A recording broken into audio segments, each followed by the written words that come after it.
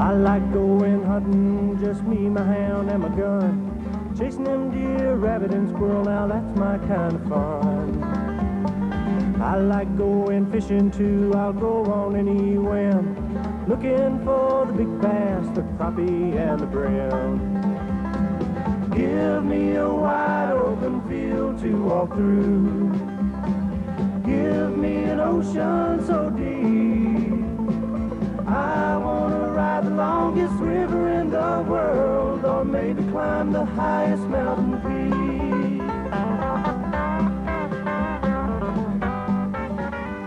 Well, folks, we've had numerous occasions where people have got lost out hunting, or airplane crashes, or wars, or all kinds of things. And we're going to bring you a program that we think you will find real interesting. It's going to be how to survive in the wilderness. And for that, we got J.T. Dabbs, who is a graduate of Birmingham Southern, a botanist, and also a fellow that's worked in the scouting program the same as I have for a number of years, over 10 years, teaching folks. And if you would, J.T., tell them some of the folks you teach and some of the things you do in this survival business. Well, I've been around, you know, in Alabama and a few other, even out of state, a few places, and have lectured with a lot of conservation groups, Birmingham Audubon Society, Sierra Club, backpacking groups, you know, scouts and school kids, and been involved in some of the outdoor education programs in Birmingham schools and places like that, and teaching. Well, the folks that know you, that have talked to me, said that as far as outdoor plants and edibles, that you're about the best they are. In fact, you've even written a book about it. Yes, sir. And we're going to take them, and we're out here in a remote area in central Alabama, and we just came into the area, and JT is going to take us on a stroll through here, and we're going to cover what you can eat, what you can cook from the wilds, all types of things, and just we're just going to take it one step at a time. And first thing up is going to be watercress. Watercress. Okay. Okay, this is the watercress. It's the common watercress you can find growing out in the wild. And there are a couple good things about watercress. First, you know, before we talk about what parts you can eat, where it's a good indicator. Where watercress grows usually indicates fairly clean water. I see. So you'd be a lot safer in getting water to drink out of this area. Doesn't mean there are no organisms that can make you sick. Still need to purify it if you have that capability, but it's a good indicator there's no chemical pollutants or anything like that. Now the plant itself, it grows usually in large colonies spread out, you know, as you see here. Well, we've got a nice little clean stream coming right through here. Nice pretty area. And it usually grows in fairly shallow water, slow moving water. And the leaves are fairly distinctive. And looking at it, it's just a fairly simple little leaf, and it usually kind of grows down, and when you pull it up, you can see the little white root hairs growing off each stem, you know, like that. And if you were to gather it, you know, you'd usually take the top part like that. Okay. And use it.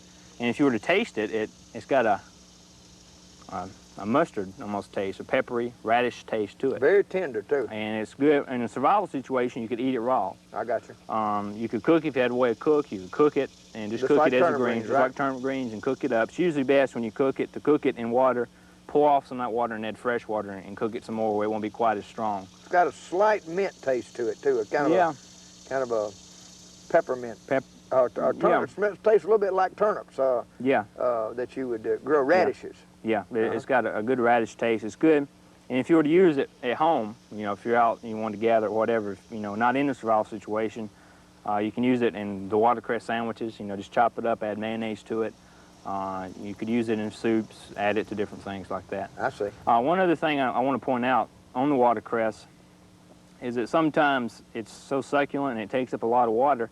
Sometimes the raw plant, if it's in water that's been contaminated by, say, animals excreting in it, and it's polluted like that, and it's still growing in there, it may contain some disease germs on the plant itself. And if you were to eat it raw in some of those areas, you could pick that up. I see. And you can get rid of that by either washing it in like a purified water, iodine mixture, or some other purification tablets. I got you. Of course, if you cook it, you don't have to worry about it. You know, you kill the germs. Well, that's a real good one for survival, right? Real good one. Watercress. It's fairly common in the Southeast. All right, let's move around here and see what else we can find. All right, JT, what we got here now? Well, this is not an edible plant, but this is a poisonous plant that every outdoorsman should be aware of. This is the poison ivy or the poison oak. And it's a lot of people get confused on, you know, how to identify it and what it looks like. Well, good thing to remember is leaflets 3, leave it be, you know. And if you look at leave it be. Okay. If you look at it, it's got, some of these are torn up, but there's a good one. It's got 3 leaflets, and usually it'll have a little notch on the side like that.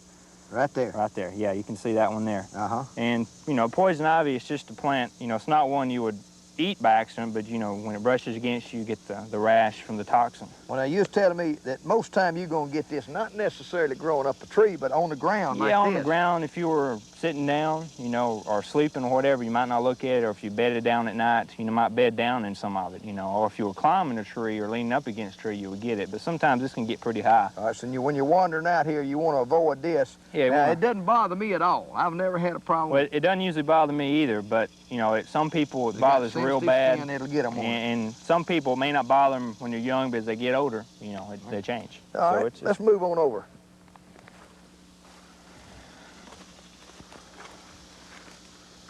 Archie, I was telling you about the poison ivy and the poison oak rash, you know, that you can get in the woods. Right. Well, they found that there are several plants that you can, you know, rub on you, and the juices will keep you from getting the rash. And this is one of those plants. This is the jewelweed, and you can see the flower. Real it's a beautiful real little gorgeous flower. It's also called spotted touch-me-not. Is another name for it. That's And a deep little orange flower orange on it. speckled flower. And it's got a little round hook on the Right, very bottom of it. Look like a handle. Almost like a handle or a tail there on it. And this kind of hangs down, and you usually found in water or near water. And you know, you just take, you know, some of the stems, or you can take the entire plant and you just crush it up. And Just wad it up, kind of feels like a aloe vera, you know, aloe cactus. Are you talking about in the, Right, I feel the in. juice. Feel the juice coming out. And you just rub that on you before you go into the woods. Out of the stem Out of here? the stem. And, I see. And that will keep you from getting the poison ivy rash. And this has been, they've studied this in the laboratory and found it to be true. A good way to do it, if you want to fix it at home, you can also eat the plant. You can take the young leaves and you take them, the tender ones, and you cook them in water, you know, just until they're tender. And you take that water, it's got the medicine in it. You take that and pour it into an ice tray. And you freeze it and make little ice cubes, and then you just rub them on, you let it melt, and it spreads the medicine on. Oh, that's beautiful. And you can use that. Another thing. Beautiful, Doc. Another thing they found that it's an antifungal agent, and it can cure athlete's foot by soaking your feet. So you can cook your jewelweed and then take your cooking pot and soak your feet in it, and you can Eat the jewelweed, eat it, soak fix your athlete's feet, and keep All poison sorts of things. Right. ivy off of it Right. at one time. Good All point. right. Man, we just full of stuff. Let's go in and see what we can find right All over right. here. Outdoors with Archie Phillips is now available on video cassette, like Volume 8, Crappie. Spawning Crappie with Willard Isbell gives you a good springtime crappie show. Fish and Fixins with Nolan Shivers not only teaches you crappie fishing, but shows you how to cook them up. Sam Crappie Maynard is the best in his field on Warrior River, and Catching Slabs with Willard Isbell shows you how to get those large crappies. So ask for Volume 8 Crappie at your local video store. JT, looks like we got a beech tree here with a big old holler in Yeah. it there. Looks like a pretty good one. Yeah, everybody usually carves their initials on these things. They make it seem like they stay for years. But what about the beech tree? Now, I've heard that the nuts are edible on them. Well, the beech tree, the American beech, they have nuts that are edible, and if you can find them, problem is finding them. I've never found many, but I have found a little old bitty nut about like that right there. Right, And, they're real small, but they're tasty if you can find them. But the problem would be finding enough to make it worthwhile. And it's easy to identify. The leaves. Wait a minute, looky right here. Look what we got right up here. We are in luck. Oh, we got it. We sure Looky are. right here, They got JT. beech nuts. And they're opening up. Look right here. Well, we're in luck. This is good. There's a little nut out of it You right can there. take them and just pop it open, and there's It's a little triangular looking Right. nut. it's a burr-like. It's got little burrs on it on the outside. Well, we're fortunate enough to And these find be these. ready in the fall. In the Usually fall. around the end of September, October. Now a lot of them will go ahead and fall on the ground, Right. and they're still And fine if they're not right. fermented, Right, right? still fine then, you can use them. So there's your beech nut. And this one's got enough, you know, in the fall you could find enough to And really there's a use lot of these. them up yeah, through there. This one is loaded, Yeah. so that's real good. real unusual to find them in the And- South with that many Right. nuts on them. And the leaves are distinctive. A good thing about the beech, that in the winter the leaves stay on it. Almost, they hardly ever fall off, so it's easy to see. In the woods, you see a tree with lots of tannish-looking leaves. 9 times out of 10, it's going to be And a a beech good tree. smooth gray bark. Good smooth tree. bark. Even when it's big, it has a smooth bark, which is unusual for a large tree. That's great. Well, let's Right. move on here. Well, we've got here a pawpaw. Now this is the dwarf pawpaw. We have two or three different types. One is the big one, and then we got the smaller ones, and this is one of those. And the pawpaw has a fruit that's edible. You know, they told me the Lewis and Clark expedition lived nearly totally on pawpaws. Pawpaws, sure did. It tastes like a little banana, don't it? Kind of. It's been described as tasting a cross between a cantaloupe and a sweet potato. Yeah. So it's a weird taste, and some people don't like it, and some do. An easy way to identify it, if you just take the leaf and crush it and smell it.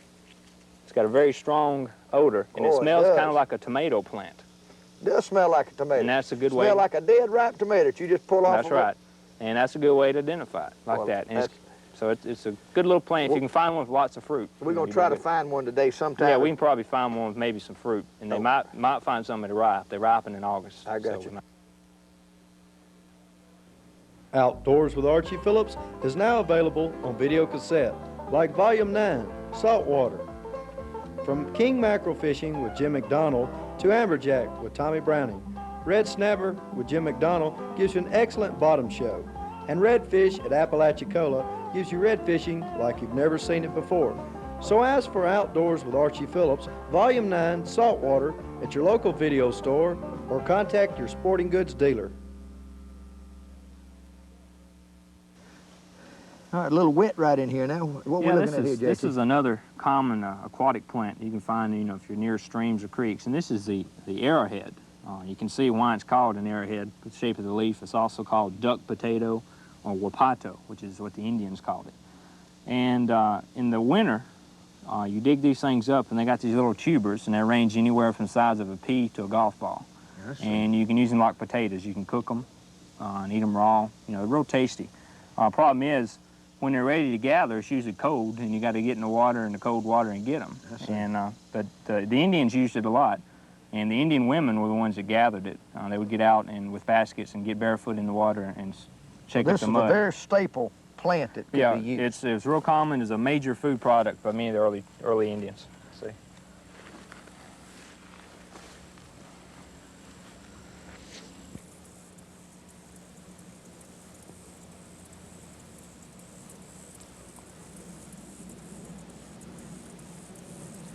JT, cattail's your favorite plant, isn't it? My favorite plant. It's a really good edible plant. You can. Now let me say this before we get into this.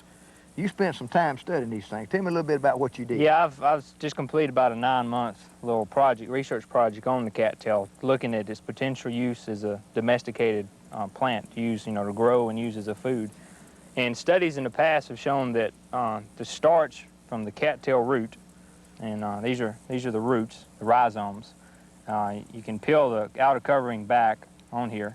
You can just rip it open, and it's white inside, and it's just packed full of starch. All that in there. All starch. that in there is starch. And that's edible. That's edible. You can wash it out, separate starch from the fibers, and about an acre of cattails will yield about 5,000 pounds of starch that can be My used. goodness Compared to rice and corn is around 2,000 to 3,000 pounds, something So like that's that. a heavy-duty starch Heavy-duty starch food. It produces a lot of seeds. The seeds, I found the seeds can be easily germinated in the laboratory and can be grown, and it's, you know, some potential, I think, is a food product like that. All right, now show us now the root. Now, how would you eat the root now? What would you Well, be? if you were in the wild, in a survival situation, you wanted to eat the root, you would wash it off real good, and you would just take your knife and you'd peel it back, and you could just chew on it. It's got a lot of fibers, and you would chew on it, and you Sort get of that like sugar cane. kind of that and same digest texture. the starch. Right, just pull out the starch and spit the On the fibers root. out. On the root, But right. this is the best part. That's ain't the it? best part. This, All right, let me show them how this works. Now, you Okay. just reach down in there. yeah, let me Do it on that stalk right there. Here's one right here. You want to do it as fast in spring and summer, and you find a small one. Okay. You just reach down and you grab it and you just pull it. Okay. And it breaks loose right at the, and then you just start peeling out the tough leaves until you get down, and it's got this, the white part, and it's tender. You can eat it raw. Boy, that is. Ain't Real nothing good. wrong with that at all. Good in salads. It's good raw, and you can just, there's tons. What do you tons figure of you ought to peel it up to? About right along and About right in there. 4 inches, 4 inches. You want to get it where it pinches between your fingernails. You can just pinch it off like that. Usually. Oh yeah. You want to kind of peel off. Oh yeah. Now, if you cook it, you can leave more of the tough stuff on, and just fantastic. Boy, it's good and tender too. Right, and another part on this cattail. This is a shoot here. And Okay. this will grow and eventually spring out another cattail. Okay. And you can take these things and just kind of tear them off like that. All right, And let you me can- see how that tastes. And, you can, and it's usually tender, and you can cook it. Those will make really good pickles. Just take vinegar and sugar, spice solution, boil it, and pour it over them in a jar and make Let's see if pickles that with tastes like the stalk. That's got more starch in it. it. More starch in it. And Yeah, and but boy, it's tender too. Oh yeah, real good.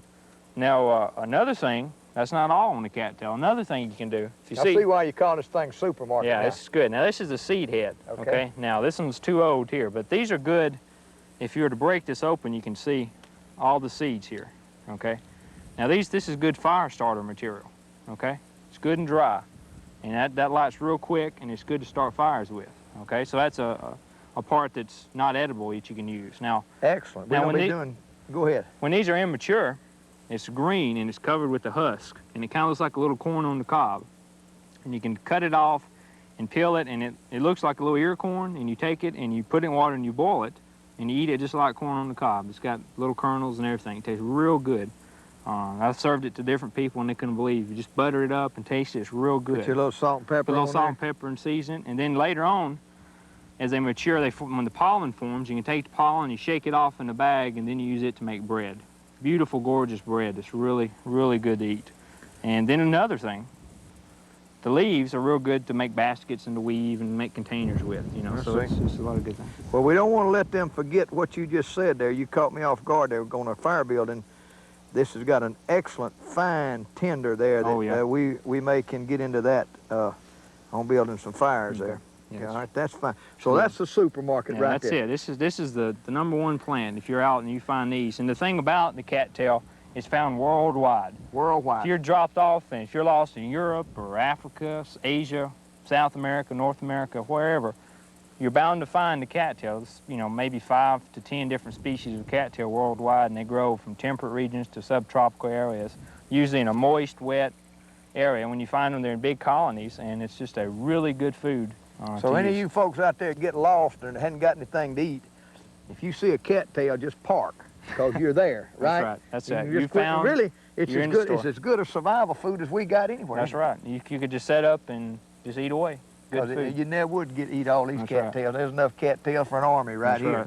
Good plant. All right, now we're standing right in the middle of a swamp section. Right. What's in that? We got one right here you was telling me about. This is a mallow. I'm not exactly sure which mallow it is, but there's lots of different kinds of mallows, and they're all edible. And mallows are kin to okra. It's direct, and it's also kin to several other plants. It's kin to cotton, and all these are kin to each other. And this is the little pod here, and use it kind of like you would an okra. You would break it off and you would cook it Well, as a vegetable. And if you look here, these are the dried up ones. You can find the little seeds in it. just like okra. Just like okra. Now the thing, mallow, if you think mallow is kind of like marshmallow, okay? The original little marshmallows you buy in the store, the Yeah. original marshmallows were made from the mallow. Is that right? And what they would do, they would dig up the root, and they would cut it up, and they'd boil it in water on some species. Not all of them would do it. And you boil it, and it makes a very thick liquid, and it's kind of like egg whites. You can actually whip it up to a froth like egg whites, and you can add sugar to it, and that's how they made marshmallows back before they used. Now they do it, a different way. But that's one of the uses of this plant. But it's a good plant, and you find it growing, in swampy areas like this, different places. Well, that is great. Now, what else we got right here handy? Well, we got back here, we've got some bulrushes, or rushes, a lot of people call them, and they're usually found growing with cattail. And In other words, they like the same type same territory. type habitat I see. they grow in, and the seeds You can take those and you can grind those up and make a bread with it. In other words, we do it similar to the dock seed. Similar to the Taking dock. your hand, rubbing Take your hand, blow the rubbing chaff right, out. Right, and if you dig it up, you can find the little root rhizomes and roots. They're kind of starchy. They're smaller, but they're starchy like the cattail, and you can make a flour out of them too. And then, of course, the stem is good to make baskets with. You know, it's another basket. And this is material. what Moses' basket was made out of in the Bible times. Believe so. The bulrushes. A similar type. They're worldwide, again, like cattails. You can find all different kinds and a lot of different names for it. But it's a pretty good common plant. And the stem, you can kind of peel it down and you kind of chew on it. There's some of them that kind of have a sugary taste to them, some types. But it was used pretty much by the Indians several different times. Well, you see anything else right here handy? If you don't, we'll scout around. That's about it. We can probably Well, you find don't a have few to go more. far, do you? Not far at all. Probably see some arrowheads over in here, and there's some jewelweed back over Back in there. over on the other back over on side. the other side, and a lot of different things like that. So this All right, is let's go around the good other area. side and see what we can find. Okay.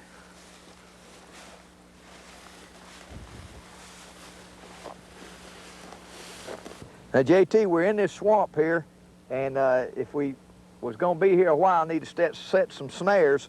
You see all the animal tracks Right. here. We could set a snare right in that Right. trap, right in that path right there. Yeah. Whatever's traveling, we could catch him on the snare trap. Yeah, game trails are a good place to set up those traps.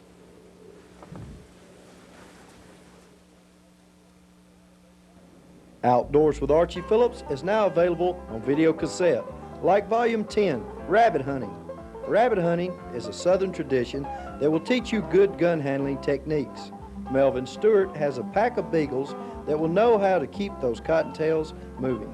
So when you're in the mood for a fast-moving, action-packed adventure, ask for Outdoors with Archie Phillips Rabbit Hunting at your local video store or nearby sporting goods dealer. Well, Jay, we went out and gathered all this, and you done cooked me a good meal Yeah, here. Now, we tell got- me a little bit got about some this. stuff. Now, this lemonade from that Yeah, that's sumac. lemonade from the sumac Boy, that is berries. good. That's good. We got here's some acorn cornmeal that we've ground up acorn meal, and there's the acorns, and there's the acorn bread you're munching on there. That's mighty good bread, That's making good. them acorns. Got some sassafras tea, purify your blood. That's good for you. Have a little of that right there. Got some pickles and stuff I'd made beforehand. What'd you make That's them some- from? That's made from pokeweed. Pokeweed That's some pickles. good stuff right there. What's that other stuff? there? This is some glasswort. That's a plant that grows down on the coast, which is a good one. What you do, pickle this stuff? Yeah, just pickle it with vinegar and a little sugar, and there's some thistles, and these are some things that people could do at home.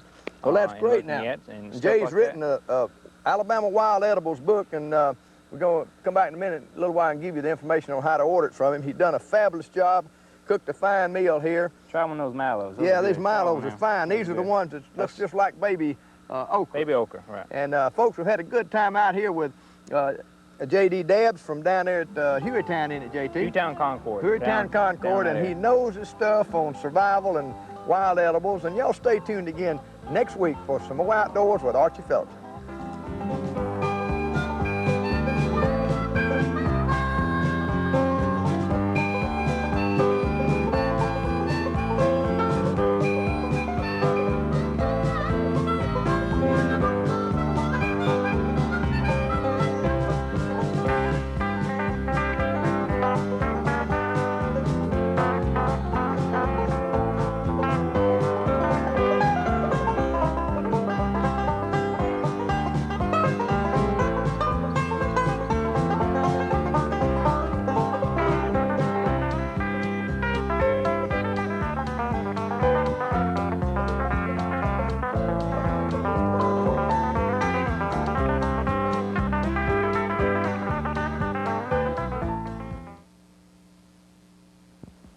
I like going hunting, just me, my hound, and my gun. Chasing them deer, rabbit, and squirrel, now that's my kind of fun. I like going fishing too, I'll go on any whim. Looking for the big bass, the crappie, and the brim. Give me a wide open field to walk through. Give me an ocean so deep. I wanna ride the longest river in the world, or maybe climb the highest mountain peak. Well, folks, we've had numerous occasions where people have got lost out hunting or airplane crashes or wars or all kinds of things. And we're going to bring you a program that we think you will find real interesting. It's going to be how to survive in the wilderness. And for that, we got J.T. Dabbs, who is a graduate of Birmingham Southern, a botanist, and also a fellow that's worked in the scouting program the same as I have for a number of years, over 10 years, teaching folks. And if you would, JT, tell them some of the folks you teach and some of the things you do in this survival business. Well, I've been around, you know, in Alabama and a few other, even out of state, a few places, and have lectured with a lot of conservation groups, Birmingham Audubon Society, Sierra Club, backpacking groups, you know, scouts and school kids, and been involved in some of the outdoor education programs in Birmingham schools and places like that, and teaching. All right, JT, we got a nuisance plant here that it grows in most folks' yard, isn't it? Yeah, this is a common type of sedge. It's the chufa, or the chuffa, as some people call it, or the yellow nutgrass. And it does grow wild. It grows wild. It's real common in Alabama now. People are planting it in deer plots and turkey plots, places like that. Old turkeys love them things. Oh yeah, they're real good, and they're good to eat by humans too. A good way to identify it is the stem is triangular. It's three sides, and you can feel it, and then of course the seeds up here. And it's also got a grooved leaf there. Right. In other words, it kind of comes out, and if you look down, it's a V. Kind of like, if you look down, it's kind of like a star almost, the way it spreads out like that. Show us the nuts that come off that thing. Well, if you were to dig one up like this and look at it, you can find these little tubers on it, like this, and they're kind of small, but you can, if you could find enough, and these aren't the best ones in the world, but if you found some... Sometimes they have a whole handful. Yeah, the best place is to find them in loose soil, sandy soil, then they grow a lot better, and you can find a lot of them. How about it, raw or cooked? Raw or cooked. You can clean them up. You can also dry them and make a coffee with it. In fact, grind it up and use it like that. So it's a good little plant to know. Okay. Nutgrass. Now what do we got right here now, JT? Well, this is a plant that's often mistaken for another plant. This is the Indian strawberry, and you can tell it's the Indian strawberry. First, you can look at the flower, and it's a little yellow flower, and then you look at the fruit, and it kind of resembles a strawberry, but it's different. It's not pitted, doesn't have the embedded seeds. These are sticking out on the outside. Right, they just stick out. They're not. It doesn't have the little indentations like the strawberry. And people often mistake this for the wild strawberry, and they'll take it and they'll taste it, and if you open it up, it's white on the inside and got a lot of liquid on it.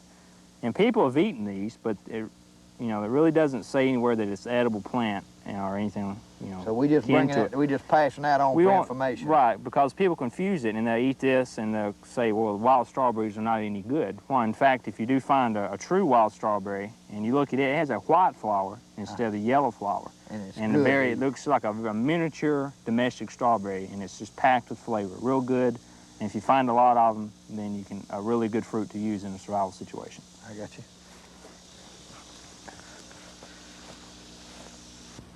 Archie, we've got the curly dock, or the yellow dock, or the curl dock here. And this is one of those plants you find in your yard a lot. You can just go out. It's a real common weed. Real common. You can go out and find it growing in your garden. You can find it in your backyard. You can find it growing at the edge of woods and pastures, places like that. Anywhere it's been disturbed by people, right? Pretty much. And it's you can eat the leaves raw, or you can cook them kind of like turnip greens, and they got a good taste. You can even use them in casseroles if you're cooking at home. And in survival situations, if you ran across it, you could, use it raw. It's better when gathered in the early spring. Well, let's say this now. We're going to rate these plants. This is something just about anybody could find at any time. So he would be one of the top 10. Right. This doesn't die down. You can find it year-round. Okay. And it's pretty common all over the whole country. It's pretty common. They're all different kinds. Some are better than others, and there may be some that aren't edible, but this particular one and most of them you find in the Southeast are. And there are other parts of it that are edible also. All right, let's see what if you look over here, this is the seed stalk, or the flower stalk of the curly dock. And it's got these little seeds. And the Indians would just strip it off. You can see it strips off real easy. I got you. And they would take it and rub it in their hands and separate the seeds, or rub it in their little containers or anything like that, and you get the little seeds, and they would grind the seeds up and use it to make bread. I see. So it'd be dock bread then, what you Right, call it. right. And you made that kind of bread too. haven't you? I've made it. It's not the best in the world, but it's something you could eat. And of course, it would take some time to get enough. You know, so if you were But there's plenty of it to one. plenty of it, you could gather lots of it and use it real easy. Just get you to a make- big basket full and big probably basket. wind up with what, a handful? Sure, and use that and dry it and grind it up. It's better. It tastes better if you roast it before you grind it I see. and use it to make your bread. Okay. JT, the poke salad is probably the mainstay of all, isn't it? Yeah, this is a good one. It's one everybody's grandmother and mothers used, you know, to cook at home. You know, a lot of people in the Southeast have gathered it and used it as a vegetable. In fact, and sometimes you can even find it in store, and you can even find it canned in stores and buy it. Yeah. So Some it's of the good. folks, they told me, the old timers said if it wasn't for poke salad and possums, the South wouldn't have never made it after Yeah, the Civil that's War. right. It's All right, let's talk a little bit about it. Now, here's the big one right here, but this right. is the Thi- one. This size, small like this, is when you want to gather it. And usually, it's in the spring when it comes up like this. And if you were to, you know, to pull it up and look at it, it's got that purple stem, which is real common, you know, in all of them. And the thing about pokeweed is that if it's not fixed right, it's poisonous. Right. But if you just cook it in water and pour that water off, then you're fine. Also, when they're real young, especially when they're real short and fat, Just when they barely out of the when ground, they come right? up right at the base of last year's plants, you can take those things, you can pull them up, and you can peel them, and you can roll them in cornmeal and fry them like okra, or you can dip it in batter and fry it. You're talking about the little stems. The little stems, the little short ones. Okay, you can also make pickles and relish out of it. Well, they tell me you can chop it up and like batter it like okra. Right, you can do that. Well, now let's tell them a little bit about the big plant. Now, we want to be sure and caution Right. everybody on anything we're talking about on these edibles Right. to know what you're doing, double check your references, or get with an expert that Right. knows what they're Definitely. doing. Now, these right here kill you right here. Right, those can really make you sick. Those are the berries. It would take a lot, you know, to make you real bad sick, and especially the root. If you dig up the root and look at it, it looks like a big sweet potato, something you might want to eat, but it's real poisonous. You know, it could really make you sick real bad. I don't know of any cases of people actually dying from pokeweed, but they gotten real sick and they wish they were dead. Well, I did a program on this one time. I had two real elderly women call me from the old country.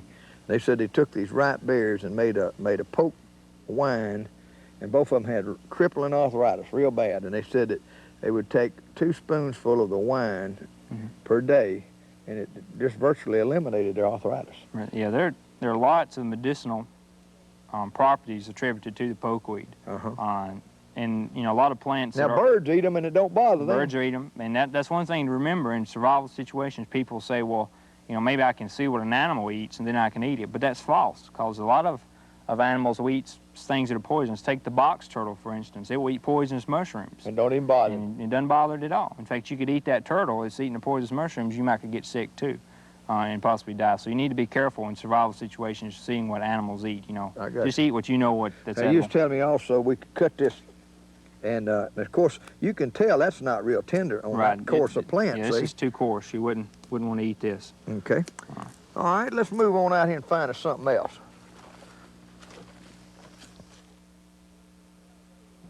Outdoors with Archie Phillips is now available on video cassette, like Volume 11, Deer. From a deer driving show with Robert Gardner to a most unique deer rattling show with Joel Davis, which shows you the territorial traits of deer. Lions Club Deer Drive gives you a good charity show with plenty of action. An afternoon deer drive with Robert Gardner is a fine deer show in Hardwood Bottoms. So ask for deer at your local video store or nearby sporting goods dealer.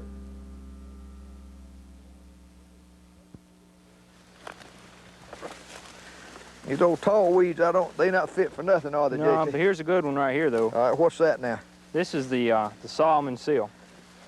You can see it right here. Solomon's seal. Solomon's seal. All right, This how is do you it. distinguish it now? Well, this is about, you know, a common average size of it, and it's got the leaflets, the leaves on, you know, just Every off other one, every right? other one right there. And when it flowers, the flowers will be hanging down right under the What stem. color flowers are they have? They're kind of a yellowish, greenish to yellowish in color, and it has a little fruit that kind of turns black or purple in color. And it's a good wild edible. If you were to dig this up, It's got a Boy, that's got a nice got tuber a on good it. sized tuber on it, and you can eat that raw, or you can cook it. And It's got notches now. What's that right. indicate? Well, every year as it grows, it kind of adds on to it, you know, and you can, you know, kind of almost tell how old the plant is, you know, 3 little buttons on it like that. And it's interesting, you know, it's called Solomon's Seal. That's the name of the plant. All right. And if you were to break where they're attached, and you can look at you can't see it clear, but the story goes that the official seal of King Solomon looked like the design. In there, right in the Right, end, right if in you there. stamp that, that would be King Solomon's design. Right, Is that according to the story. According to No the one story. knows if it's true, but that's just, you know, one of the old stories you hear about it. I got its name, but it's a good one, and you can usually find lots of them growing. It's got a good crisp Let's see what root it to it. tastes like. That's pretty edible, just like that. Oh yeah, it's a good one. And that'll be Solomon's Seal. It's crunchy. It's a good. It tastes better than a potato. Oh yeah, Ain't nothing wrong makes with good bread too. that. All right, let's see what else we can find around in All here. right.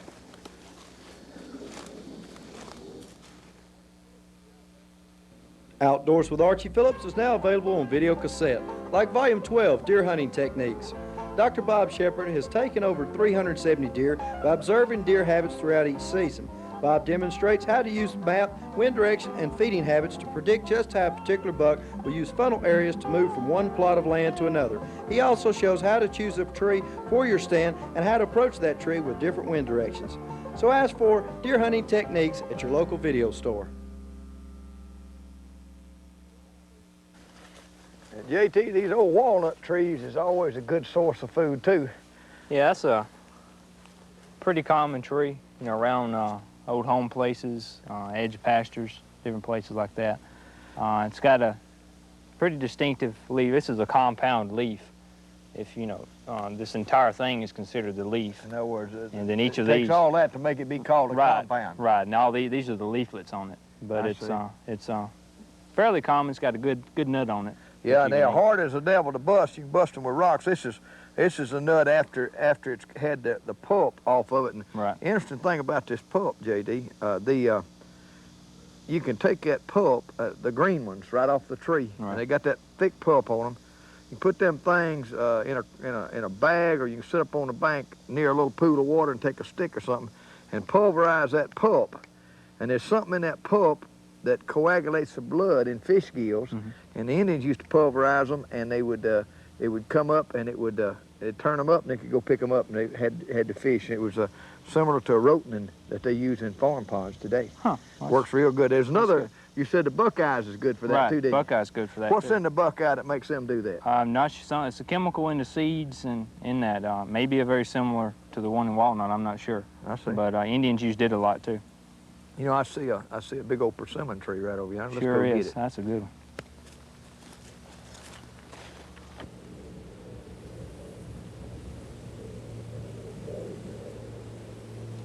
Now, JT, we got to one of my favorites right here now. Oh, mine too. This is a persimmon.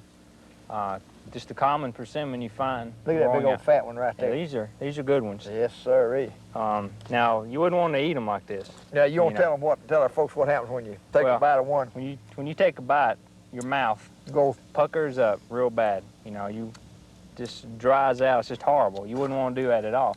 And a lot of people will turn against persimmons, and these are green, and they're it'll even draw worse. your mouth up. Oh. Now, as they turn orange when they ripen, but even when they're still orange and firm, they still do that. You won't, when they ripen, they get real soft and mushy. And the best persimmon is persimmon that's fallen off the tree and on the ground. Well, And they tell those me the ones. first frost is your best bet. But I have found it when you But pick them up off the ground and When you pick them off the ground, they're good, no matter if they had frost or not. Because well, you know one rule I go by on them, if they begin to kind of wrinkle just a tad, you know, And see how that's nice and firm. Right, they wrinkle and crack. And Start crack a cracking. little. That's And I mean, a persimmon to me is as good as pecan pie. oh yeah, I mean, raw, just like yeah, that. it's good. They got some black seeds in there, but if you find a good ripe persimmon tree, or even one that's been, as long as they hit the ground and they're not fermented, Right. you got about a month and a half of eating in there. Yeah, you can start finding them at the end of September and gather them all the way almost up to Christmas in some parts of the country. Another thing about the persimmon leaves, you can take the leaves and you can dry them out and use it to make a tea. And it's very high in vitamin C, and it tastes somewhat like sassafras tea. I see. So Oh, it's a that's great. good tea to. Well, one of them, he goes in the top 10 for sure. Oh, definitely, definitely. Outdoors with Archie Phillips is now available on video cassette, like Volume 13, Turkey Techniques. Jerry Gardner, a well-accomplished turkey hunter, shows how to select an area to hunt, how to set up a blind, and many calls from the beginner to the most professional caller. This video shows 3 turkeys harvested using these techniques. So if you're in the mood for turkey hunting, Turkey Techniques is the video for you. Ask for Turkey Techniques at your local video store. Well, folks, we've got a very, very unusual little picnic. J.T. Dabbs and I got together. J.T. is the one that fixed it up. And we've been gathering wild edibles. And most folks read books. Now, there are a lot of books out about this, Jay. If you want to go over it, there are a lot. So a lot of good ones are, books by, Euell Gibbons. Right. A lot of books like that. A lot of different field guides and things you can buy. Any outdoor survival book, we got some stuff. Here's one pretty good. I believe a fellow named J.T. Dabbs wrote this one, didn't he? That's good. I recommend that one. That's a real good one. Well, J.T., give them a little bit about your background so they know you know what you're talking about. I don't mean for you to be bragging on yourself, but tell them your background, your schooling background. Well, yeah, I've been working with edible plants and outdoor education for about 10 years. I got started in Boy Scouts, doing it. Probably one of the best programs in the world for boys. Best programs for boys to get started in anything. Teach you good conservation ideals and stuff like that. Yeah, I was there 30-something years ago, and I got Eagle Scout under Papa John Coleman, one of the greatest leaders that ever lived. We loved him just like our dads, I guess. That's great. He taught us a lot, and I see you quite interested in it too. Yeah. Now tell me about your book here now. When did you write it? Well, I went to Birmingham Southern College and majored in biology and got more interested in it and lectured around, and they 2 years ago started teaching at the Audubon Mountain Workshop. I see. And they thought it would be a good idea for me to maybe get a book ready. So I got a book ready, and we had it published and did that. Taught again this year and just graduated from Birmingham Southern, and I've lectured different clubs around in Alabama and other places, and school kids and whatever. Well, let me say this about JT now. I taught a bunch of survival to the Green Berets and Scouts and all, and I thought I knew a little bit about outdoor edibles because I got out in the woods with this fella. And I tell you, Euell Gibbons and some of these other fellas has written books, but you got more practical knowledge of outdoor edibles than anybody I've ever seen. And I know for sure you're the best wild outdoor edible cook, and I don't want to take up any more of your time there. I just want you to tell them what all you've got prepared. Well, first, we've talked about acorns. These are just some chestnut oak. Now this is a heavy-duty survival plant, so everybody. Right. This thing is if we're enjoying going out and behind our house and out in the woods and getting this, but now this is serious business we're talking about. If you got bumped out in the woods or happen to be in a war or airplane crash or stalled car or any number of emergencies, what JT's got to show you people here is things that will save your life. So listen and pay attention. Now, the acorns, you say, is one of the primary staples, or has been, of some of the Indian tribes. And it's got tannic acid. You can see its cloth's already turned brown. And that's from the tannin. Now, what did you do to them acorns? What's the first thing you did? I cracked them open first. Okay. You can use a knife, whatever. Then I took them and I pounded them up. How'd you pound them up? You can use rocks. If you're at home, you can use a blender, food processor. I use that a lot if I'm just doing it at home, because it's good to cook at home. Makes real good bread. And that's the ground up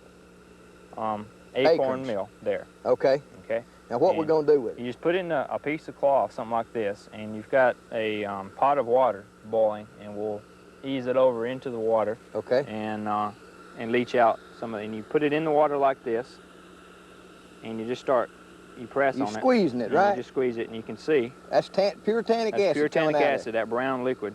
All right, now how did the Indians do this, JT? Well, they would use boiling water in some places. In other places, you can use cold water. At home, you can take a can and punch holes in the bottom of it, put filter paper in the bottom, and dump your acorns in there and hang it from your faucet and let the water drip into it overnight. Overnight. And that'll leach out. All right, how long will this process take? You can do it in about 15 or 20 minutes on this. You just keep doing it and leaching it out. And you taste it, and when it's not bitter, then okay, and you've got it. So let's say we've got this leached out. Okay. And it's ready. You will spread it out and dry it, Okay. and then grind it up again and use it to make the bread like you're eating. All right, and after you ground it up, how did you make this This bread? is just a cornbread recipe. That's all it is, but you use acorn instead of the corn And milk. what else you put in there? You put in some milk, buttermilk, and egg, and like that, and just mix If it you're out in the together. woods, all you'd do was just heat that If you're out in meal the woods, you would just on a rock. You just heat it like that and just make kind of like a rough patty cake or ash bread with it. Ash It wouldn't bread. be as good, but it'd have the nutritional get you value. by. Right, get you All right, by a real real good staple. All right, JT, what about in the pan up here now? In the pan, these are mallows. I'm gonna call them baby okras. Yeah, that's what they kind of look like, and it's kin to the okra, and you can see and these have been boiled, and you can see you break them open, and they're kinda Slimy, just like okra, right? okra, and you can use them in soups and stews and different areas like that, and it's good vegetable to cook. Well, JT, it has been an absolute pleasure to have been with you today. I looked out in the woods, and all I saw was grass and weeds and trees and shrubs. I walked out with you, and a whole new world has opened up to me. And I hope our viewing audience understands the fun part, like survival for fun is kind of a little game you can play. But if you're out there in a bad situation, it ain't a game. That's right. It's serious as a heart attack. That's right. Even one of these items that we've covered today might be the difference in life and death. That's right. And so I just really thank you. And I appreciate you giving me the appreciate opportunity. your efforts Thanks too, a lot. JT. And remember, we've got JT's address and all on the end of the program here for his Alabama edibles, and I can assure you, this gentleman, this young fella, knows his business on wild edibles and survival. That's right. Y'all folks stay Appreciate tuned again next week for some more Outdoors with Archie Phillips.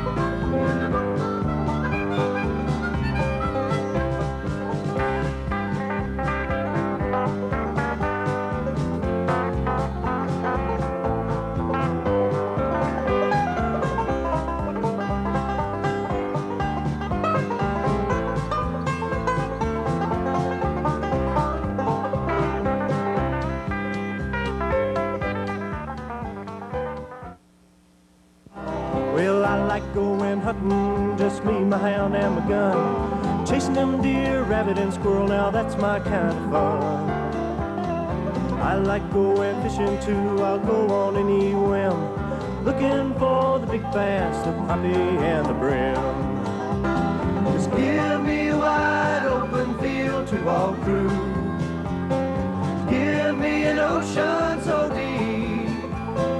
I want to ride the longest river in the world, or maybe climb the highest mountain peak. Like going down to the fishing hole, my buddies and me and my old cane pole. Bait them hooks and wet them lines, it's the life I love so fine. It's almost supper time, you'd think the world was mine.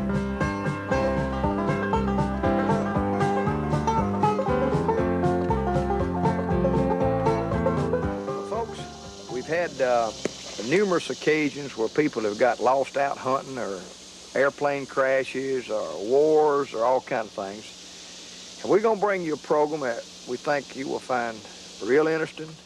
It's going to be how to survive in the wilderness. And for that, we got JT Dabbs, who is a graduate of Birmingham Southern, a botanist, and also a fellow that's worked in the scouting program, the same as I have, for a number of years, over 10 years, teaching folks. And if you would, JT, tell them some of the folks you teach and some of the things you do in this survival business. Well, I've been around, in Alabama and a few other, even out of state, a few places, and have lectured with a lot of conservation groups, Birmingham Audubon Society, Sierra Club, backpacking groups, scouts and school kids. and been involved in some of the outdoor education programs in Birmingham schools and places like that, and teaching.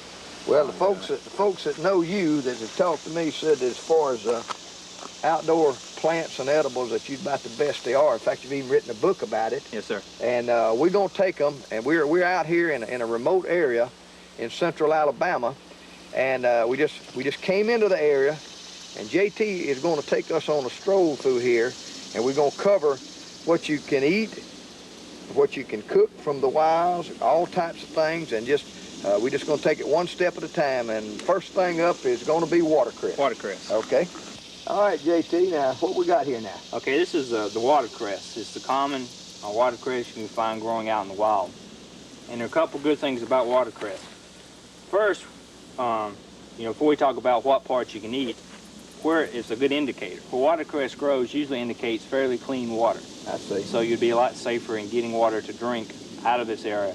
Doesn't mean there are no organisms that can make you sick. Still need to purify it if you have that capability, but it's a good indicator there's no chemical pollutants or anything like that. Now the plant itself, it grows usually in large colonies spread out, as you see here. Well, we've got a nice little clean stream coming right through here. Nice pretty area. Uh-huh. And it usually grows in fairly shallow water, slow moving water. And the leaves are fairly distinctive, and looking at it, it's just a fairly simple little leaf, and it usually kind of grows down, and when you pull it up, you can see the little white root hairs growing off each stem, like that. And if you were to gather it, you'd usually take the top part like that, okay, and use it. And if you were to taste it, it's got a mustard almost taste, or peppery, radish taste to it. Very tender too. And it's good in a survival situation. You could eat it raw. I got you. You could cook if you had a way to cook. You could cook it and just cook like it as a green, right? like turnip greens, and cook it up. It's usually best when you cook it to cook it in water, pour off some of that water and add fresh water and cook it some more where it won't be quite as strong. It's got a slight mint taste to it too. It's kind of a peppermint. Turnip tastes a little bit like turnips. That you would grow radishes. Yeah, it's got a good radish taste. It's good.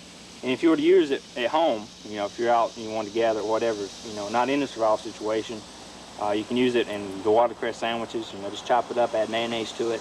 You could use it in soups, add it to different things like that. I see. One other thing I want to point out on the watercress is that sometimes it's so succulent and it takes up a lot of water. Sometimes the raw plant, if it's in water that's been contaminated by, say, animals excreting in it, and it's polluted like that, and it's still growing in there, it may contain some disease germs on the plant itself. And if you were to eat it raw in some of those areas, you could pick that up.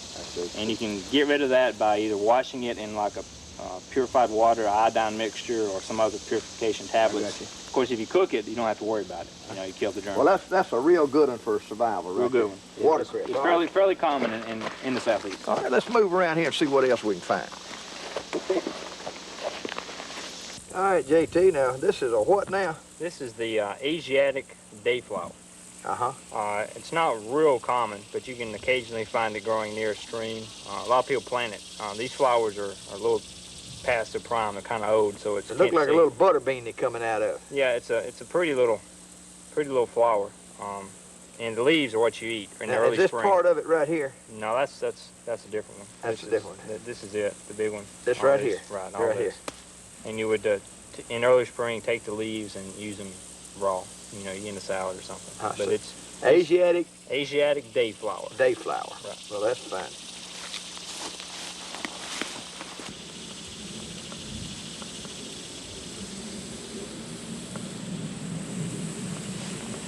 JT, look like we got a patch of buckeyes right here. Sure enough, this is the red buckeye. Red buckeye. Now these are kind of small compared. I've seen them as big around as about like that before. Right. They get pretty big. And this is not to be confused with an edible plant. These are poisonous if you just eat them. For that, but the use that we want to talk about, we mentioned using it for fish. Right. You can crush them up and put it in water in a pond or something, and the chemicals will cause the fish to become paralyzed, and they'll float to the surface, and you can gather them. The Indians did this a lot. Yeah, what they'd do, they'd make them a little old dam across these streams, make them a little deep pocket, little pocket, and then they'd go gather buckeyes, bang them up on the rocks, hang them up, and just let it go in the water. Toss them in there. Yeah, it wouldn't work if you just threw it in the creek that was running. It'd all, wash away. But if you can contain it where the fish are, and then they'd get in and the way to tell the buckeye is even before the little plants come up there, that would be a compound leaf too, wouldn't it? Right. It's a different kind. This is it's a palmate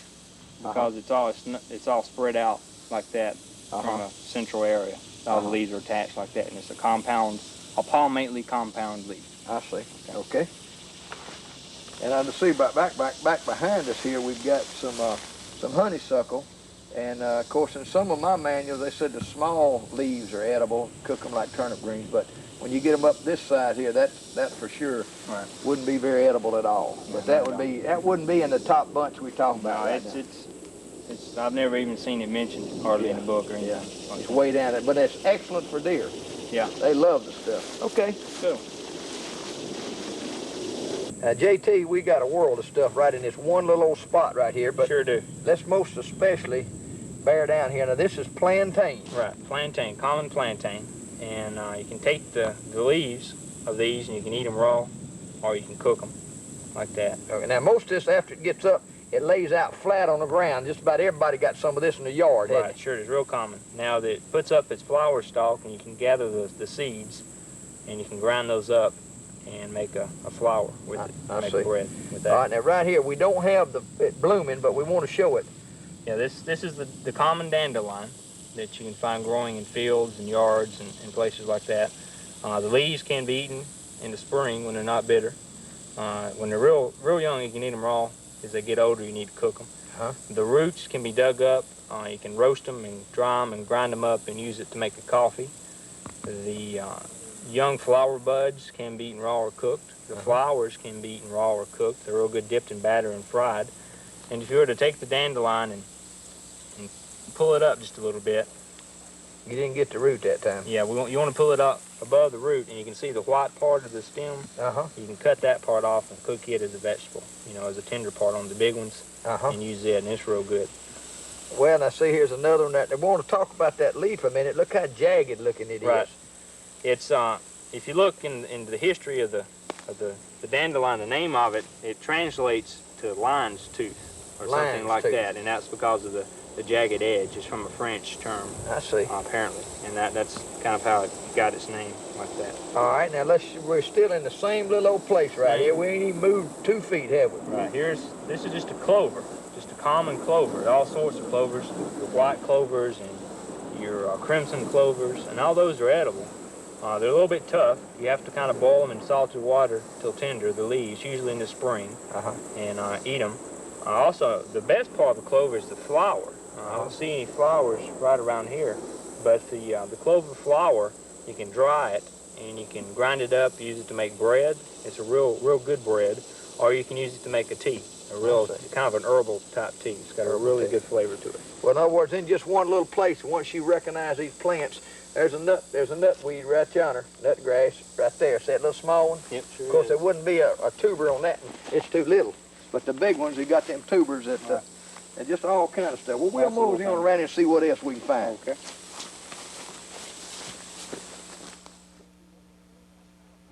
Outdoors with Archie Phillips is now available on video cassette. Like Volume 15, The Lost Art of Jigger Pole Fishing. Jigger pole fishing was a popular fishing technique of many old-timers, and Randy Howell has brought this extremely productive method to new heights. This video explains all the equipment needed and how to use it for an exploding topwater show. Each and every strike is seen as the fish actually takes the bait. So ask for Volume 15, The Lost Art of Jigger Pole Fishing, at your local video store. Now, JT, this plantain that we got back yonder, yes, sir. Just in, you can also wad this stuff up, and same as that jewel plant, and rub it on poison oak, and it'll take care of the poison oak. Same as the jewel weed. Same as jewel, and that grows right out in everybody's yard I ever been in, plantain. That's good. Now, we got some willow right here. Now, this is a very interesting plant right here. On your end of it, as far as edibles, the little young leaves are... Yeah, the young leaves, the tender leaves are packed with vitamin C, and they're good. You could cook them and eat it as a vegetable. They tell me that after the Civil War, some of the battles they had, that the fellers ate the inner bark from the bigger trees, just that little layer on the inside. And they found out the Indians used to boil the bark off of this willow tree here when they had pain or headaches and all, and it cured them, and they later synthesized it back in the 30s, and they found out it's got the same chemical ingredients as common aspirin. Common aspirin. So they wasn't so dumb back then. No, they weren't. But they also had another plant that I don't know if we're gonna find it up in this valley. It's called the spiny ash, and it's got knobs on it, look like football cleats. And you can cut a little piece off that, and the old timers call it toothache bark tree. Cut a little block, if you got a toothache, lay it right in there, and it'll deaden that gum just as dead as a hammer. So they had all kind of stuff going on. Yeah, they sure did. They knew a lot more than we give them credit for. Yeah, you say that again. Now, JT, we not got anything good to eat right now on here, but these blackberries are excellent source of food when they're full of berries. Real good. The blackberries are the dewberries. Yeah. Both of those plants have got a good berry when they're ripe. Usually ripen around in the early part of the summer. Around in there. Right now we ain't got none of the much on here. No, not any. You can use the leaves to make a tea though. You can dry the leaves and grind it up, kind of crush it up, and use it to make a tea. Well, now all of these plants, a lot of times people want a hot beverage, and certain things we're telling you, psychologically, if you got out there and your buddies didn't know where you was at and anything, if you got something warm to drink and a little something to eat, that makes it a whole lot better for the survival. Makes it a lot better, and if you keep busy, I mean, if you like peeling a plant or you preparing it, you're keeping busy, and you do a lot better that way. Let's see what we find in here. All right.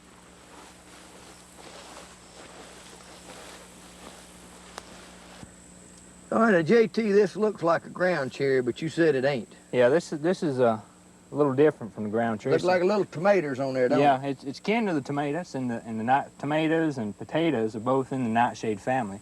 But this is a common nightshade, and often called horse nettles, another name for it. Yeah, it's real sticky. Real Got sticky. stickers all over. You can find it growing in fields and pastures, edge of woods, in woods, and it's deadly poisonous. Bad news. Bad news. If you were to eat the fruit or chew on the leaves, there's no reason you should, because it's not an edible. But there have been cases of people accidentally getting poisoned, mainly young children. And it'll kill you, really quick. Don't monkey with a nightshade. Right, they're pretty bad. There are lots of members of the nightshade family that are edible, and they're easy to identify, and then there are a few that kind of look like this that are edible also, but you have to be careful and distinguish which ones are, or you could be in real trouble. So mostly you'll find these out in old fields and old fields, all kind of places like that, right? Lots of places like that. Okay. And JT, here's some more of that nut grass and some plantain back in there. Here's a new one here. This is a yellow sorrel, or just a wood sorrel, sour grass. All these are common names. Yeah, when we for was it. kids, we used to eat that stuff. Yeah, it's got a leaf that's it's sour. And you touch it, it closes up. And it's the one it'll. No, not usually. It already closed up. Usually already closed up some. It kind of looks like a shamrock. Yeah, and it looks like clover too. Yeah, it does. But you can just take the leaf and just chew on it, and it's got a good sour taste to it. The sour is from oxalic acid that's in it. And oxalic acid is common in many of your garden plants, like spinach and other things. But if you were to eat too much, it inhibits your body's ability to absorb calcium. So, you wouldn't want to eat, a big pot of it. But, you could eat it just like any other vegetable. And you can cook it, or you can eat it raw, like that. And it's don't eat it 4 meals a day. Right. And there are lots of different kinds. Some of them are purple, and they're real gorgeous, and you can use those to make a pie. It kind of looks like rhubarb pie. Well, I'll bet. So, but it's a good little plant.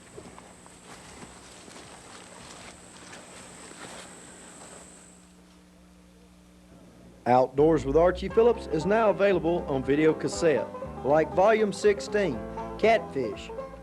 Jug fishing teaches you the art of catching catfish with quart jugs, while Jump Box shows a fast and easy way to set a trot line. Box fishing shows how to use slat boxes, and grabbing catfish shows the technique of catching catfish out of submerged logs.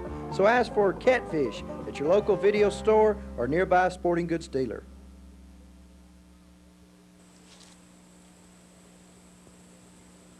Jay, in open fields, you can just about always find dandelions and all. And I notice here's the Yeah, there's common head. Everybody's seen right, that. seed, That's seed the head. seed head off the Right. dandelion, and that's one of our top 10 edibles. Right. Plantain. Plenty of another that plantain right there. we looked at, another real common one. I'm sure if you walk through here, you could probably find, you know, some more sorrel and other plantains, dandelions, wild lettuces, Just all kinds of things if you walk through a field or a pasture. JT, we got a bonus right here, hadn't we? Sure do. We got the type of wild grape here. We got, you find all in southeast, you find all kinds of wild grapes. The muscadine is an example of a type. This is, a lot of people call this apostle grape. I don't see any grapes on this one. Sometimes you find them with grapes on them, sometimes you don't. Well, you know, it's like the muscadines. Sometimes you'll find a vine that runs up all the way to the top of the tree and won't be a single muscadine on it, and then you find one just loaded. Right, and the fruit's not the only thing edible. The young leaves can be eaten raw or cooked. The wild grape. There's the wild grapes. That's yeah, some pretty little ones right those there. Those probably pretty good to eat. You can also, if you're cooking at home, you can make stuffed grape leaves. It's an Arabic dish that you roll it in meat and cook it. Another thing that's good, you can, if you find a grape growing upside of a tree, and if you can cut it up at the top and then cut it at the bottom and it's still on the tree, and then let the juice drain out as a source of drinking water. That's and excellent. You can use that to drink. In other words, if you got a big old muscadine you got a vine, big one, you climb up the top, cut it up there, then cut it at the bottom and let it drain, or you can even suck on it and pull the liquid out, and it's usually, you know, water or sap that you can drink. That'll get you. That's another good survival tip right there. The main thing I want to show them on these grapes, though, is the way you tell. They all got these little runners on them. Right, the tendrils. That's what they're called. Tendrils? In books. They're called tendrils. I see. And that's how they attach to, as they climb up and move. They grow up trees and bushes and things like that. That's great. Maybe we can find one with some good ripe grapes on it. Maybe we might can.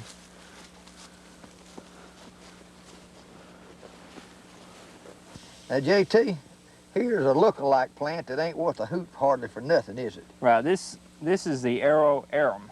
How do you spell that last word? A-R-U-M. A-R-U-M. It's a member of the arum family. It's kin to Jack in the pulpit. And, okay. And it's kin to the elephant ear, the plant people, you know, grow in their yards. Right. Okay. It is an edible plant, and it looks like the arrowhead. Yeah. But you can get in trouble because you have to prepare it in a certain way. And to prepare it, you take the seeds, and here's a seed pod right here. That's the seed pod, and you could break that open, and it's full of the seeds. Boy, it's got a bunch of seeds in it. And you can dry those, and you can also take the tuber. But the thing is, all members of the arum family have calcium oxalate crystals, okay? And these are just little small microscopic crystals, and they're not poisonous, but they're an irritant. And if you were to bite into the seed or into the root or the leaf, these crystals would get into your mouth, and they burn real bad. I see it right there. I can see the Yeah, clear. you can see a little bit. Yeah. And they burn real bad, and they stick in this kind of like little needles, and they burn all the way down to your throat, into your stomach. That So ain't good. Not good at all. It can make you real sick. All right, what about the tuber? What kind of tuber we got on Well, here? you can dig it up, and it's usually got a fairly big tuber. Now, this is a wet plant, Yeah, too. they grow at the edge in wet soil or at the edge of a lake or pond, around in places like that. I don't know if I'm going to get down there or not. Yeah, there it is. No, it's way down there. You feel it? There we go. I didn't quite get it all the way down, did I? It's down in there 6 or 8 inches, isn't it? Yep. But now, what do we do with the tuber? Well, here's the top of it, and you take it, and you can see how white it is. And you take that, and you would peel it, and you would cut it up into little pieces, and you would dry it out. Okay. And if you dry it for about 2 or 3 months, the crystals will break down, Okay. and then you can use it as a plant. But for somebody that dropped out of the sky and I got to have something to eat today, he can forget this Forget one, right? that. Forget the Indians used it because they could prepare it, and then 2 or 3 months later it'd be ready. You know, then it'd be another plant. But for a survival situation, it's not a plant to use. Okay. Outdoors with Archie Phillips is now available on video cassette, like Volume 17, Turkey Calling with a Champion. Preston Pittman, one of the nation's best turkey callers, takes you to his favorite hunting area in Monticello, Mississippi. Preston shares with you how to predict turkey habits and territories and how to call turkeys from the beginner to the most professional. Preston also teaches you his midday hunting techniques. So ask for Outdoors with Archie Phillips, turkey hunting with a champion at your local video store. Well, Jay, we went out and gathered all this, and you done cooked me a good meal Yeah, here. Now, we tell got- me a little bit got about some this lemonade from that Yeah, that's sumac. lemonade from the sumac Boy, that is berries. good. That's good. We got here's some acorn cornmeal that we've ground up acorn meal, and there's the acorns, and there's the acorn bread you're munching on there. That's mighty good bread, That's maybe good. them acorns. Got some sassafras tea, purify your blood. That's good for you. Have a little of that right there. Got some pickles and stuff I'd made beforehand. Where'd you make them that's from? That's made from pokeweed. Pokeweed That's some pickles. good stuff right there. What's that other stuff there? This is some glasswort. That's a plant that grows down on the coast, which is a good one. What, you do pickle this stuff? Yeah, just pickle it with vinegar and a little sugar, and there's some thistles, and these are some things that people could do at home.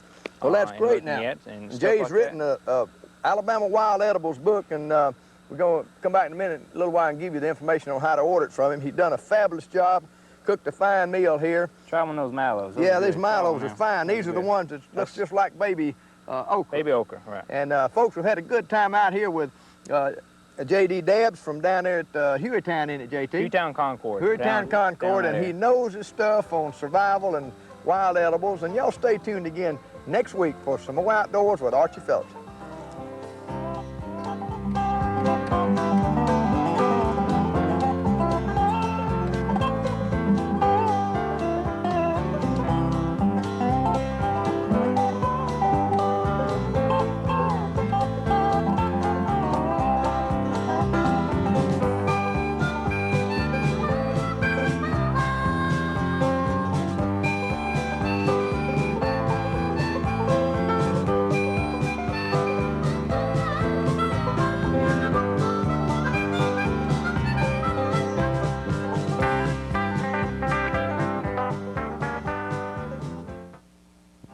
Well, I like going hunting, just me, my hound, and my gun. Chasing them deer, rabbit, and squirrel, now that's my kind of fun. I like going fishing too, I'll go on any whim, looking for the big bass, the crappie, and the brim. Just give me a wide open field to walk through. Give me an ocean so deep. I want to ride the longest river in the world, or maybe climb the highest mountain peak. Like going down to the fishing hole, my buddies and me and my old cane pole. Bait them hooks and wet them lines, it's a life I love so fine.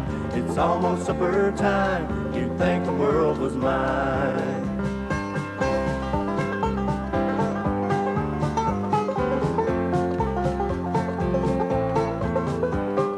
Well, folks, we've had some unusual programs on surviving in the wilderness and how to gather the wild edibles that are out there for survival purposes, or just to take them and cook them yourself, see how they taste. We got J.T. Dabbs and I've been gathering them up, but one thing about it, you got to figure out how to cook some of this stuff, and you need some fire. We're going to show you how to build a fire from scratch, fire by friction, flint and steel, and then we're going to cook some of this stuff. And J.T., let's you and I get on with it.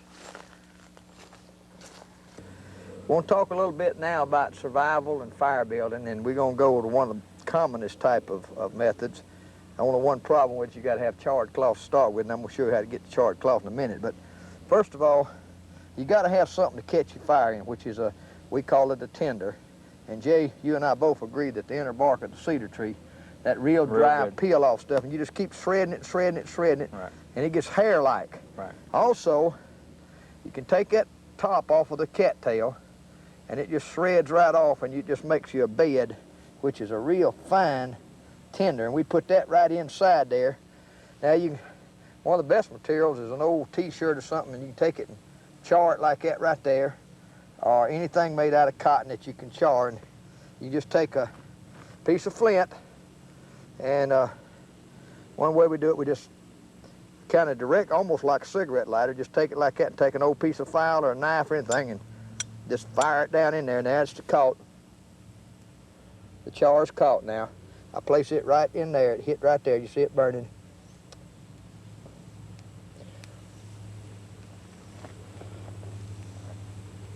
There she goes. Okay.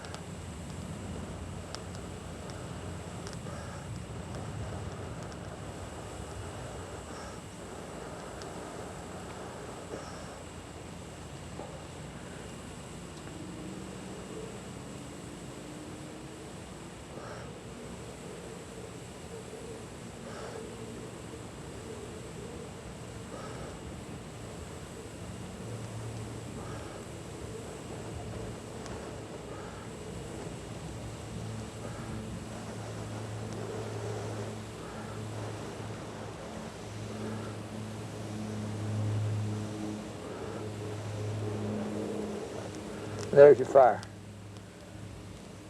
And you just slip that up under some tinder, and you're back in business. But that's one way to do it. The other way is you can hit it with this cloth right here. And of course you got more surface right here. I just had a small piece there. I'm gonna just try to land it right on that right there. All right, there we hit. There's a spark right there. I'm gonna move a charred cloth in tight with it so it'll have a pretty good little bed to work from. See the smoke rising there. I'm gonna blow lightly now.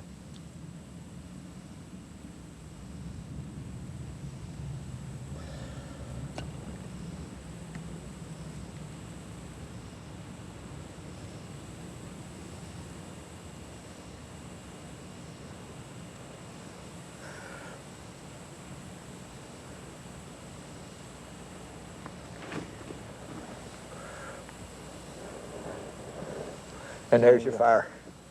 Okay, now that was showing you how to use it with the flint and steel. We got another method we're going to show you shortly.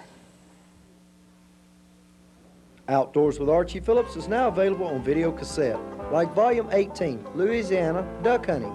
Louisiana is gifted with the world's best flyaway and a cast of characters that provide that southern flavor. Our guests have harvested many ducks and they bring their techniques home to you. You learn how to set decoys and a calling lesson you'll never forget. So ask for Louisiana Duck Hunting at your favorite video store or nearby sporting goods dealer.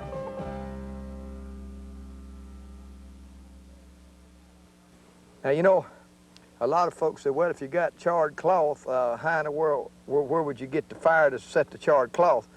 The old timers years ago had them a little snuff box, and once they got a fire, they'd just burn up a lot of cotton cloth and put it out and put it in that snuff box, and it'd always have charred cloth. But in a survival situation, how you gonna go from scratch to fire? Well, there's a number of ways, and most of them are what we call a friction way. And what you do, you get you any kind of good dry, non-resinous wood, white pine, some of the gums will work, any of the real light woods will work good. And these are little places where fires have been started. So what you do, you come into the bottom here and you cut a V out. Now what's going to happen, we got a little spindle here. And it's like a drill. It's going to be just like an old-timey drill. As this thing turns, it's going to drop real hot sawdust down in here. And when that sawdust reaches its kindling point, a little spark will come into it. And when that spark drops in there, hopefully we'll put it into the tinder, and from there we will blow it up nice and slow.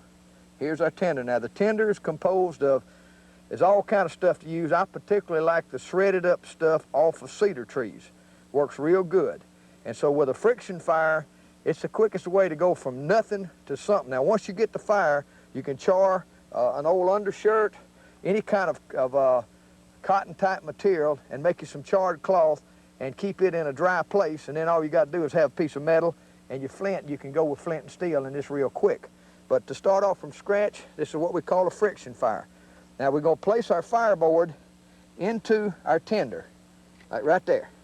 All right, next step, we've cut us a kind of a bowed stick, and we just take a shoestring or a piece of leather thong, any kind of cord or anything you can get together that'll work. And you want it, what that's going to do is make this spindle spin. So we put the spindle in the fire hole right there, and we take the block, and we got this in our hand. That's to where it slips at the top now. And you line it up. It's just like the Indians used to drill wood like this. Put your foot up on it, and then we'll start a back and forth motion.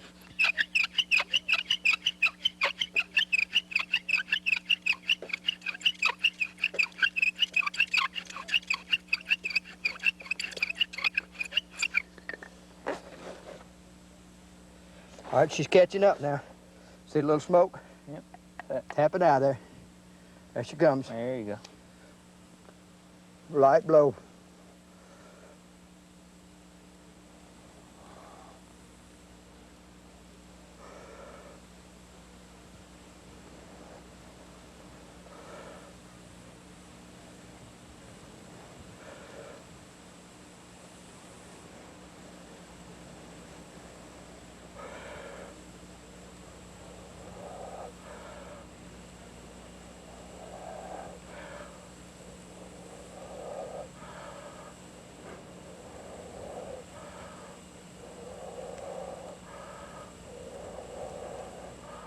There's your fire.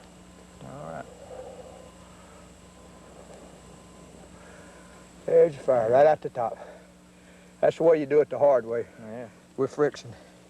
Okay, then you burn your charred cloth. Set your charred cloth on fire. Get it going. Then put your charred cloth out. And you got your charred cloth for a friction fire. And you go from there. That works out real good. See, we're burning that charred cloth now. And you go from there. Outdoors with Archie Phillips is now available on video cassette, like Volume 19, Cooking from the Wild. Deer Butchering shows how to butcher deer into steaks, hamburger, and even sausage, while Outdoorsman's Feast is a cooking show of many different game and wild plants to prepare an extravagant feast with all the trimmings. So ask for Outdoors with Archie Phillips, Cooking from the Wild, at your local video store or nearby sporting goods dealer. And we've give you the flint and steel and the fire by friction. Now, Jay, we want to talk about how to eliminate all this. Well, the best thing, we go back to what scouts teach about, you know, be prepared. Right. And to eliminate all this, if you're prepared when you go out, no matter what you're doing, where you're going backpacking, hunting, fishing, whatever, always carry with you a small little maybe survival kit, just something you can keep in your wallet or something. You keep telling me that while I reach over and get one. All right. Tell me what you recommend in it. Well, you can keep a little packet of waterproof matches or matches in a waterproof container. Maybe a little fish line and fish hooks. Maybe a little first aid equipment. Maybe this is my personal one. Compass, fantastic. We ain't selling Prince Albert, but they got a mighty good, can hold your hand out. Let's see how close Compass, I am. That's good. Matches and candle. Candles for fire starting, great. Safety pin. Any type of wire or rope or monofilament line for snares. Wire. Great. Maybe a small sewing kit. Razor blade. Razor, great. Rubber band. Maybe some bouillon cubes. Well, let's see. Stuff like that. One little small box full of leads. Leads. Leaders. Great. We've got Band-Aids. Band-Aids. We got a little monofilament line in here. Great. We got a some aluminum foil. That's Use, a mighty handy little item use too. it for cooking and signaling and all sorts of things like that. And that's just one of the little survival things I stick in my pocket when I'm going. And by far the most important thing is a good supply of matches. Right. And a little monofilament. Don't hurt to have a little monofilament in there. Put your candle in there along with your matches, and you'll be in good shape. Your little compass, razor blade, and the safety pins. And that's little ideas we wanted to give you on survival and survival in the wilderness all over the South or anywhere else. If you do these things, you may be able to walk on out of the woods, have a full tummy. That's right. Everything be lovely, won't it, Jay? Yep. Ready to sample something we gathered today? Yeah, I'm ready. You Let's ready? go do it. Let's go do it, okay. Outdoors with Archie Phillips is now available on video cassette, like Volume 21, Dangerous Hunting. Boar hunting takes you on a wild boar hunt in South Alabama where the hunter becomes the prey. Alligator hunting takes you to the swamps of Louisiana for a strange but exciting alligator hunt. And Rattlesnake takes you deep in South Alabama for an educational afternoon full of fangs and rattles. So ask for Dangerous Hunting at your local video store.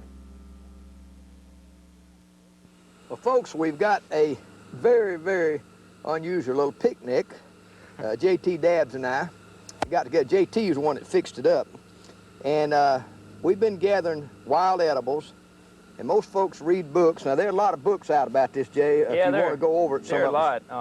So a lot of good ones are, books by, Ewell Gibbons. Right. A lot of books like that. A lot of different field guides and things you can buy. Any outdoor survival book, they usually we got some stuff. Here's one pretty good. I believe a fellow named JT Dabbs wrote this one, didn't he? That's good. I recommend that one. That's a real good one. Well, JT, give them a little bit about your background so they know you know what you're talking about. I don't mean for you to be bragging on yourself, but tell them your background, your schooling background. Well, yeah, I've been working with edible plants and outdoor education for about 10 years. I got started in Boy Scouts, right. Doing it. Probably one of the best programs in the world for boys. Best programs for boys to get started in anything. Teach you good conservation ideals and stuff like that. Yeah, I was there 30-something years ago, and I got Eagle Scout under Papa John Coleman, one of the greatest leaders that ever lived. We loved him just like our dads, I guess. That's great. He taught us a lot, and I see you're quite interested in it too. Yeah. Now tell me about your book here now. When did you write it? Well, I went to Birmingham Southern College and majored in biology and got more interested in it and lectured around, and they 2 years ago started teaching at the Audubon Mountain Workshop. I see. And they thought it would be a good idea for me to maybe get a book ready. So I got a book ready and we had it published and did that. Taught again this year and just graduated from Birmingham Southern, and I've lectured different clubs around in Alabama and other places, and school kids and whatever. Well, let me say this about JT now. I taught a bunch of survival to the Green Berets and Scouts and all, and I thought I knew a little bit about outdoor edibles because I got out in the woods with this fella. And I tell you, Ewell Gibbons and some of these other fellas has written books, but you got more practical knowledge of outdoor edibles than anybody I've ever seen. And I know for sure you're the best wild outdoor edible cook, and I don't want to take up any more of your time there. I just want you to tell them what all you've got prepared. We'll do first, we've talked about acorns. These are just some chestnut oak. Now this acorns. is a heavy-duty survival plant, so everybody. Right. This thing is if we're enjoying going out and behind our house and out in the woods and getting this, but now this is serious business we're talking about. If you got bumped out in the woods or happen to be in a war or airplane crash or stalled car or any number of emergencies, what JT's got to show you people here is things that will save your life. So listen and pay attention. Now, the acorns, you say, is one of the primary staples, or has been, of some of the Indian tribes. And it's got tannic acid. You can see its cloth's already turned brown. And that's from the tannin. Now, what did you do to them acorns? What's the first thing you did? I cracked them open first. Okay. You can use a knife, whatever. Then I took them and I pounded them up. How'd you pound them up? You can use rocks. If you're at home, you can use a blender, food processor. I use that a lot if I'm just doing it at home, because it's good to cook at home. Makes real good bread. And that's the ground up acorn meal there. Okay. Okay. Now what we're going to do with it? You just put it in a piece of cloth, something like this, and you've got a pot of water boiling, and we'll ease it over into the water. Okay. And leach out some of it. And you put it in the water like this, and you just you press on it. You're squeezing it, right? You just squeeze it, and you can see. That's pure tannic acid. Pure tannic acid, that brown liquid. All right, now how did the Indians do this, JT? Well, they would use boiling water in some places. In other places, you can use cold water. At home, you can take a can and punch holes in the bottom of it, put filter paper in the bottom, and dump your acorns in there and hang it from your faucet and let the water drip into it overnight. Overnight. And that'll leach out. All right, how long will this process take? You can do it in about 15 or 20 minutes on this. You just keep doing it and leaching it out. And you taste it, and when it's not bitter, then, okay, and you've got it, so let's say we've got this leached out. Okay. And it's ready. You would spread it out and dry it. Okay. And then grind it up again and use it to make the bread like you're eating. All right, and after you ground it up, how did you make this bread? This is just a cornbread recipe. That's all it is, but you use acorn instead of the cornmeal. And what else you put in there? You put in some milk, buttermilk, and egg, and like that, and just mix it together. If you're out in the woods, all you'd do was just heat that meal. If you're out in the woods, you would just on a rock. You just heat it like that, and just make kind of like a rough patty cake or ash bread with it. It wouldn't be as good, but it'd have the nutritional value. Right, get you all right, a real good staple. All right, JT. What about in the pan up here now? In the pan, these are mallows. I'm gonna call them baby okras. Yeah, that's what they kind of look like, and it's kin to the okra, and you can see and these have been boiled, and you can see you break them open, and they're slimy, just like okra, and you can use them in soups and stews and different areas like that, and it's good vegetable to cook that way. What we got in the pot there? I already got a little bit of it. This is sassafras tea. Just took our sassafras and boiled it up, made some good tea, real tasty, good for that. And we'd made some pickles beforehand, and these are some thistles. The thistle is just a common little weed. But you know what Emerson said about the weed? It's a plant whose virtues have not yet been discovered. And you're discovering? I'm discovering the virtues of the thistle. It's a good one. Now this is a plant that grows out as holler and it's got old milk in it. Isn't it sort of a some of them have that. When it's young, it looks like a dandelion with thorns, and that's the midrib of the leaf that's been pickled. And you just kind of do it. Some of them may be tough, but you just pickle them and do it. And then this is a pokeweed relish. And you can take and pickle and make relish out of different pokeweed with onion, and it's a really good relish as you can make with using the cucumber, pickled cucumber. It does a good flavor to it. That's good. Really good. What we got right here? These are some glassworts. We haven't seen any glassworts, but they're a coastal plant. If you were down on the coast, you could find those a lot. And it's just akin to the lamb's quarters and spinach. And it's just a little stringy thing, and you can pickle that and eat it raw. It's usually got a kind of a salty taste to it. And it's That a looks really sort of like good fiddlehead. Yeah, kind of. Curved up like that. It's just That may have been the way it was in the jar. grows on the ground like that. Then we got some sumac lemonade. Boy, this is and my that favorite little right thing. here. And it's just the sumac berries soaked in water. How and long? Strained out, 20 minutes. 20 minutes. And then you add sugar to taste. Sugar to taste. And Well, you get got it just about that color. Is that the way you like it? Yeah, you can get different. Sometimes it's pink, sometimes it's brownish, sometimes it's kind of lemony color. But it's good. That's what I got right here. It's really good. Yeah. It tastes real good. Good plant. A couple things we need to... What do we got right here? These are some dandelion flowers that have been frozen and collected. And you can take these and dip them in batter. And just the flowers, the little yellow flowers. Yeah, these were collected in the spring. You can freeze them. That's a good thing. You can go out and collect stuff in your yard and freeze it and put it up. They're kind of wet and moist, and you would dip those in the batter and you would fry them up. Is and, that or right? you could add them to a soup or stew.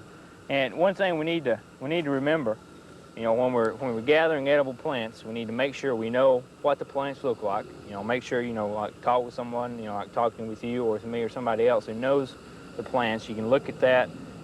You know, there's books, and you know, buy a good book and get started, a good field guide, and then you need to know where you're collecting, know if there are any pesticides used in that area or herbicides. You wouldn't want to get any type of poisoning. You have to be careful. A lot of chemicals are sprayed on our farmlands this day and age, and we need to be careful of that. So we wouldn't want to gather anything like that. Pretty much when you gather things to cook for other people, for yourself, if you're not sure of where it's been, you want to be sure and clean it real good, wash it off. A couple other things, plants, sometimes as they wilt, they develop toxins, and if you eat it when it's wilted, it could poison you. If it was completely dried or healthy, it wouldn't make you sick. Know your poisonous plants that are around in the area. It's good to know the different poisonous plants and kind of be aware of what poisonous plants are around. And one other thing with mushrooms, a lot of people want to know about mushrooms. We ain't gonna tell them about mushrooms. Most people don't need to fool with mushrooms because they're poisonous, so you just want to And stay you away was telling me while we was walking through the woods here that there's some that you can eat in Europe. You come over here. Off here, and it looks somewhat dead as a hammer, looks right? like it, but they kill you because it's maybe kin, but not the exact mushroom. It can kill you. Now there are a few that are commonly found and are edible and easy to identify, but still you have to be real careful, or you can get in real trouble about that. But it basically boils down to common sense. I see. You know, just read about it, become familiar with it, and try it and first start in your backyard and see what you got in your backyard. You can find 15 or 20 without edible even trying hard. without easy. You can sit in your lawn chair and point them out. Real easy. Well, JT, it has been an absolute pleasure to have been with you today. Wow. I looked out in the woods and all I saw was grass and weeds and trees and shrubs. I walked out with you and a whole new world has opened up to me. And I hope our viewing audience understands the fun part, like survival for fun is kind of a little game you can play. But if you out there in a bad situation, it ain't a game. That's right. It's serious as a heart attack. That's right. And even one of these items that we've covered today might be the difference in life and death. That's right. And so I just really thank you. And I appreciate you giving me the appreciate opportunity. your efforts too, JT. And remember, we've got JT's address and all on the end of the program here for his Alabama edibles, and I can assure you, this gentleman, this young fella, knows his business on wild edibles and survival. That's right. Y'all folks stay tuned again next week for some more Outdoors with Archie Phillips.